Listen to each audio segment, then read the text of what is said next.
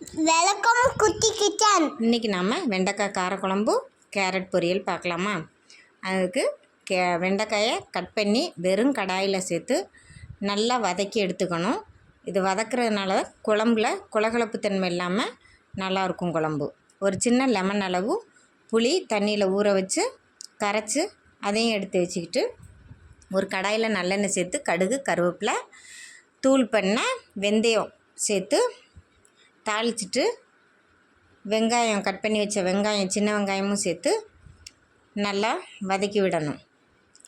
எனக்கு கட் பண்ண நேரம்லாம் அதனால் சின்ன உரலில் நச்சு போட்டு நான் வதக்கிட்டு கட் பண்ண நேரம் இருக்கிறவங்க கட் பண்ணி வதக்கிக்கோங்க.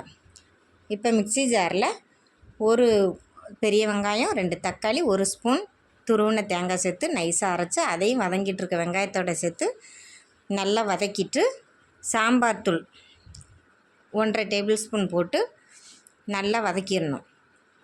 இப்போ ஆல்ரெடி நம்ம வதக்கி வச்ச வெண்டைக்காயும் சேர்த்து நல்லா மிக்ஸ் பண்ணி கிளறி விட்டு ஒரு 5 நிமிஷம் அப்படியே வதக்கிட்டு தேவையான அளவு உப்பு சேர்த்து கரைச்சி வச்ச புளியும் சேர்த்து எவ்வளவு தண்ணி தேவையோ அவ்வளவு அந்த வெண்டைக்காய் மூழ்கிற அளவுக்கு தண்ணி சேர்த்து ஒரு 10 நிமிஷம் கொதிக்க விட்டு மூடி போட்டு இறக்கணுன்னா சூப்பரான வெண்டைக்காய் குழம்பு ரெடி.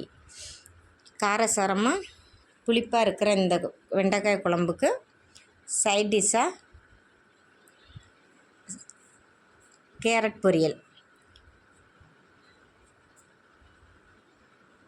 அடுத்து கேரட் பொரியல் எப்படி பண்ணுறதுன்னு பார்க்கலாமா? ஈஸியாக குயிக்காக செய்கிற மாதிரி பார்க்கலாம். கேரட்டை துருவி வச்சுட்டு ஒரு பெரிய வெங்காயம் கட் பண்ணி எடுத்து வச்சுட்டு கடாயில் எண்ணெய் சேர்த்து கடுகு கருவேப்பிலை பச்சை மிளகாய் சேர்த்து தாளித்து கட் பண்ணி வச்ச பெரிய வெங்காயமும் சேர்த்து கண்ணாடி பதம் வர அளவுக்கு நல்லா வதக்கி எடுத்துடணும்.